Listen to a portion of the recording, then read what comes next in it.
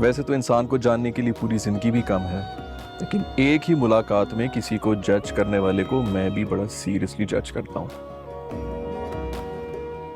I hope we meet again. Well, this is awkward. Awkward तो है। आप कुछ पूछेंगे नहीं? पूछना तो है। वो उस दिन शॉप में आप किसी के लिए रिंग और ब्रेसलेट खरीद रहे थे, तो क्या ये शादी आप फैमिली के प्रेशर में आके कर रहे हैं? वेल, आपने तो खुद ही सवाल भी पूछ लिए और फिर जवाब भी दे दिया। तो आंसर योर फर्स्ट क्वेश्चन, मैं आपको बता दूं कि उस दिन रिंग में अपनी अम्मी के लिए और ब्रेसलेट अपनी फुप्पो के लिए ले रहा था। असल में उनके जो गिफ्ट्स मैंने लिए थे वो बैग में इंग्लैंड में ही भूल गया था।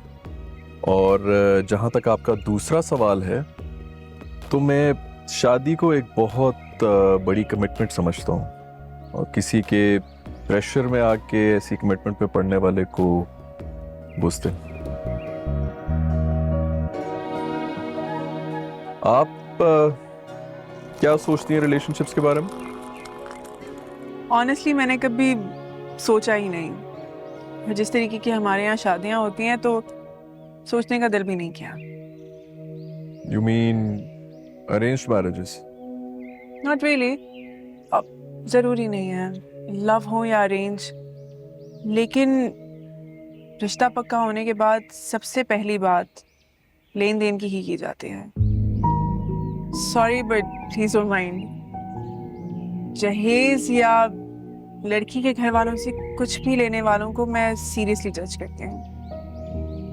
आई मीन हमारी सोसाइटी में अक्सर इन सारी चीज़ों को नॉर्मलाइज करने के लिए लेन देन का नाम दिया जाता है, पर अगर देखा जाए तो ऑनेस्टली ये सिर्फ वन साइडेड होता है। ट्रू।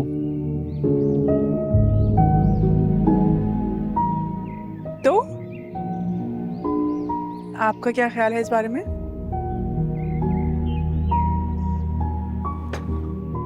मुझे लगता है कि जो कुछ भी आपने कहा जहेज के बारे में बिल्कुल ठीक है। मुझे नहीं लगता कि जहेज पर किसी भी मर्द का कोई हक होता है, और अपने हक के बगैर मुकाबला करने वाले को मैं मर्द ही नहीं समझता। एक और बात, जी। मैंने अपना ये जॉब करियर और मकाम बहुत मेहनत से हासिल किया है। I just don't want to compromise on it. आपको क्यों लग रहा है कि आपको इस पे कॉम्प्रोमाइज करना पड़ेगा? क्योंकि अमूमन शौहर ये एक्सपेक्ट करते हैं कि बीवी जॉब छोड़ देगी, बल्कि उन्हें इजाज़त भी नहीं देते। मुझे लगता है कि ये आपका हक है, और अपने हक के लिए आपको किसी की इजाज़त की ज़रूरत नहीं। जहाँ तक बात कॉम्प्रोमाइज़ करने की है, तो रिलेशनशिप्स में कॉम्प्रोमाइज़ तो करना पड़ता है, लेकिन ये वन साइडेड नहीं होना चाहिए। शायद आप ठीक कह रहे हैं, बट ये भी तो मैटर करता है ना कि सामने कौन खड़ा है। आई थिंक इस रिश्ते में औरत और मर्द को एक दूसरे के साथ खड़ा होना चाहिए, मुकाबिल नहीं। हर मुकाबिल खड़े होने वाले शख्स के साथ मुकाबला तो नहीं होता।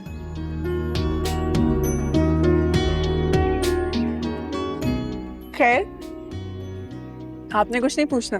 टू बी ऑनेस्ट, मुझे तो समझ ही नहीं आ रहा कि क्या पूछूं क्या ना पूछूं। वैसे भी all this is really awkward.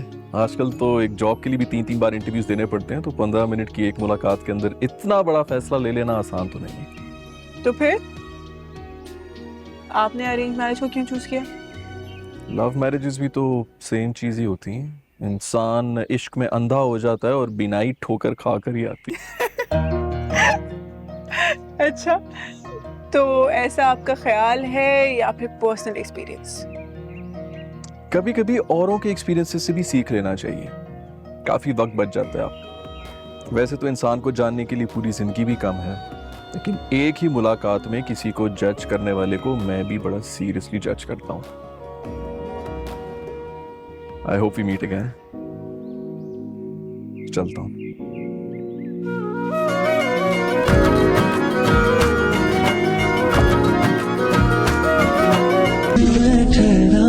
था कोई गिला और थोड़ी हैरानी सी।